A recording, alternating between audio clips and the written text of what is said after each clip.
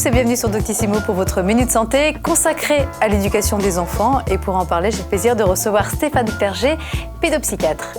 Et tout de suite, nous écoutons la question d'Angèle. Angèle, 28 ans, a un fils de 3 ans qui tous les soirs fait le cirque pour ne pas aller se coucher.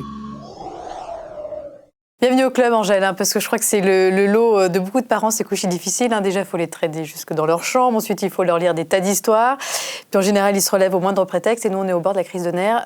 Stéphane Clerget, pourquoi nos enfants ont souvent du mal à s'endormir?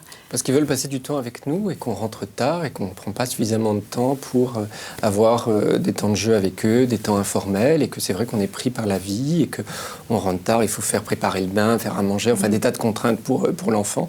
Et lui, il a envie aussi de passer du temps avec nous, alors que nous, ça y est, enfin, on se détend. Lui, il a envie aussi de se détendre avec nous. Comment trouver un juste milieu? Parce qu'on vous entend bien, mais c'est vrai qu'il y a beaucoup de soirées qui peuvent être gâchées parce que jusqu'à 10h, l'enfant se relève et il a classe le lendemain.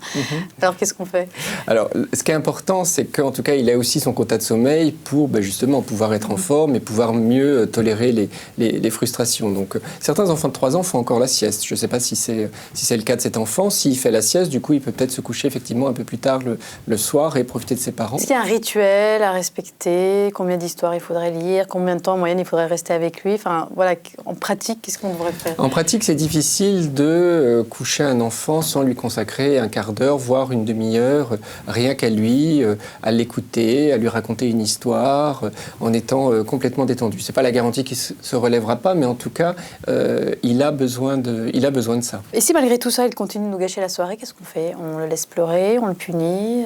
Non, les punitions, ça sert à rien. C'est parce qu'il va l'aider à mieux s'endormir. Il faut en tout cas décristalliser. Malgré tout, la difficulté, c'est de l'inviter à se recoucher sans forcément que ce soit les conflits, les disputes, les punitions. Donc, en pratique, c'est de toute façon la répétition. C'est-à-dire qu'il voit que, on ne cède pas. C'est-à-dire qu'on le ramène dans son lit et qu'il apprenne, même s'il n'est pas obligé de dormir, qu'il apprenne à rester seul dans son lit. Donc, on répète les choses. Il faut être patient, quoi.